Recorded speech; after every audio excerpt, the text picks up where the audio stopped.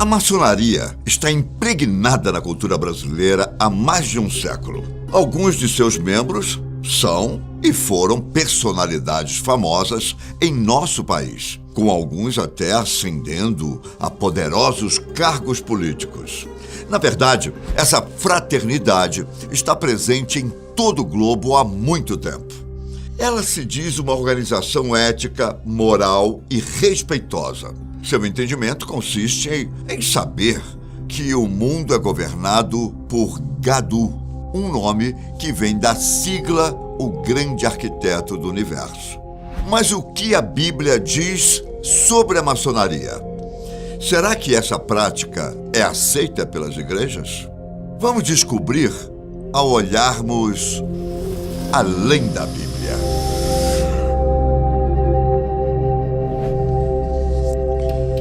A maçonaria está envolvida com questões filosóficas, filantrópicas, educativas e progressistas.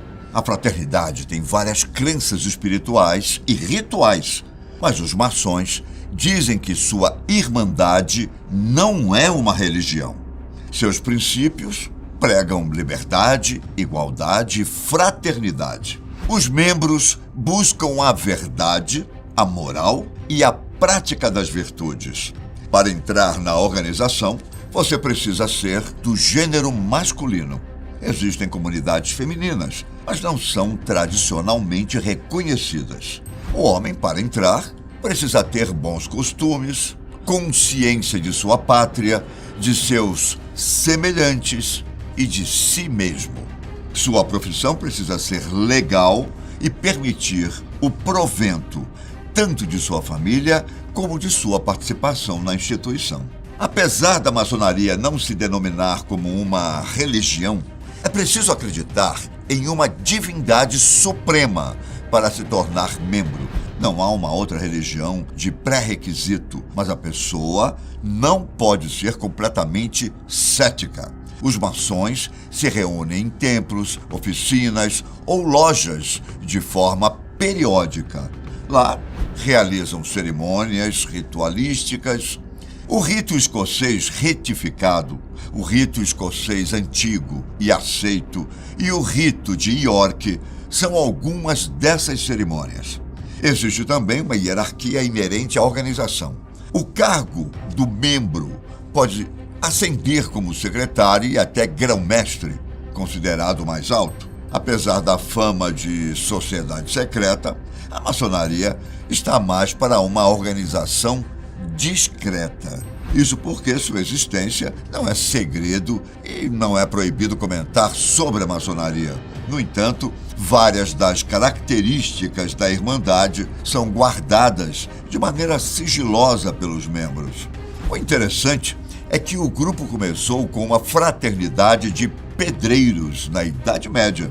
Eles usavam palavras e símbolos secretos para se reconhecerem sem que fossem percebidos. Depois de um tempo, a maçonaria passou a aceitar mais membros e se tornou uma entidade dedicada à liberdade de pensamento, de expressão política e também religiosa. Os novos membros geralmente eram burgueses ou nobres. Ao longo da história, acredita-se que a maçonaria tenha influenciado diversos eventos políticos, até mesmo aqui no Brasil. A organização usa alguns símbolos, entre eles o esquadro e o compasso, presentes em várias lojas maçônicas com uma letra G ao centro. O esquadro e o compasso demonstram a busca pela perfeição e simbolizam com ângulos retos a vida ética e honesta que todos os homens precisam ter. Acredita-se que o G ao centro significa God, que é Deus em inglês. No Brasil, também pode significar a inicial de Gadu, o grande arquiteto do universo. Outro símbolo é o olho que tudo vê, que mostra a onisciência e sabedoria do grande arquiteto. No Brasil, a maçonaria chegou no ano de 1797 com a loja Cavaleiros da Luz na Bahia.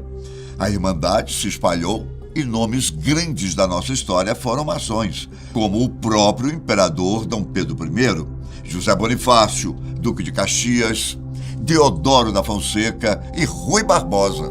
Estão entre os brasileiros históricos maçons. Mas, recentemente, foi revelado que o ex-vice-presidente Hamilton Mourão também pertence à fraternidade. Os membros da maçonaria costumam se ajudar em diversas ocasiões, principalmente financeiras. Eles possuem gestos sigilosos para se identificarem em público. Se você não é um membro, pode haver um maçom no recinto se apresentando e você nem percebe. Bom, a organização prega que busca a verdade, os bons costumes e a ajuda mútua. Questões espirituais e religiosas são secundárias e não tão discutidas. Bom, qual é o problema então? É claro que nas escrituras não há qualquer menção à maçonaria. Afinal, os textos foram finalizados mais de 1000 anos antes do surgimento do grupo. No entanto, ao longo da história, a igreja e a maçonaria tiveram uma relação bastante ambígua. No início, não havia qualquer problema em participar das duas instituições. Com o passar do tempo, as religiões começaram a estranhar o caráter semi-religioso dos rituais maçônicos e das tentativas de manutenção do sigilo do grupo. Em 1738, o Papa Clemente XII proibiu os católicos de se tornarem membros das lojas maçônicas. Anos depois, o cardeal Joseph Ratzinger, que posteriormente se tornou o Papa Bento XVI, disse o seguinte: os fiéis que pertencem às associações maçônicas estão em estado de pecado grave e não podem aproximar-se da Sagrada Comunhão. Atualmente, católicos maçons não são punidos com a excomunhão. No entanto, a Igreja Católica recomenda que seus fiéis não se envolvam com a instituição. Já a história dos servos de Gadu com a Igreja Protestante é um pouco mais complexa, principalmente se analisarmos o contexto brasileiro. No início, os protestantes e a maçonaria eram muito próximos. Como o Brasil era bastante católico quando os primeiros protestantes chegaram, quase todos os grupos sociais receberam os evangélicos com certa hostilidade. Mas os maçons não agiram assim. Eles viam os protestantes como um grupo legítimo que podia colaborar com o processo emancipador e de aprimoramento cultural do Brasil. Era apenas mais uma religião que podia ser abraçada pela fraternidade e que contribuiria com os ideais maçônicos. Por isso, diversos pastores e líderes evangélicos entraram na instituição. Claro que nem todos eram a favor dessa parceria. A igreja presbiteriana, por exemplo, foi dividida por causa disso. Alguns membros discordavam da aceitação de maçons. Aqueles que rejeitavam a união saíram e fundaram a Igreja Presbiteriana Independente, diferente da Igreja Presbiteriana do Brasil. Ao longo do tempo, mais igrejas foram tendo a mesma percepção e se aproximaram das críticas católicas. Opiniões extremistas até conectavam a maçonaria ao satanismo. Bom, atualmente várias igrejas proíbem que seus pastores e líderes participem da maçonaria e recomendam que seus membros deixem a instituição. Isso não é unanimidade, mas é de consenso geral que vários dos preceitos da fraternidade não são compatíveis com a fé cristã. A maçonaria prega o uso das boas obras e práticas morais como forma de elevação da alma. O ser humano seria capaz de conseguir a própria salvação através do mérito, o que contradiz a palavra de Deus. Porque pela graça sois salvos, mediante a fé. E isto não vem de vós, é dom de Deus, não de obras, para que ninguém se se glorie. Apesar da maçonaria não se considerar uma religião, ela obviamente tem várias características de uma. Ela possui doutrinas, livros sagrados, rituais e crenças. Portanto, o cristão maçom está indo contra as escrituras. Ninguém pode servir a dois senhores, porque ou há de aborrecer-se de um e amar ao outro, ou se devotará a um e desprezará ao outro. O entendimento da maçonaria sobre Deus também difere da fé cristã. Eles enxergam uma divindade que chamam de grande arquiteto do universo, mas não é necessariamente o Deus da Bíblia.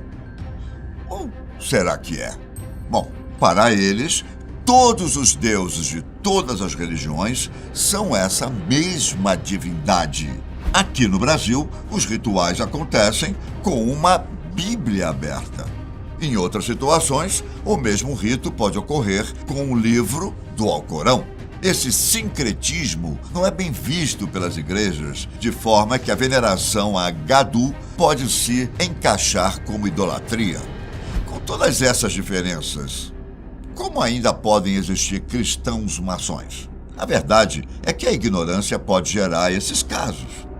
Talvez a pessoa não tenha um profundo conhecimento das Escrituras, ou então não conhece profundamente a fraternidade, já que tudo é sigiloso. Muitos entram no grupo visando apenas os benefícios sociais, políticos e financeiros. Não entendem bem as relações ideológicas por trás disso. Porém, é algo simples de resolver. Basta deixar a organização e se empenhar à igreja, se esse for o caso.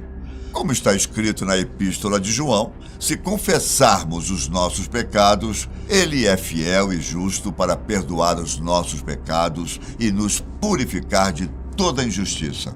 Envolver-se com as práticas religiosas e ocultas pode ser um erro, de acordo com o cristianismo. Mas existe perdão, ou não? Agradeço sua companhia. Até a próxima.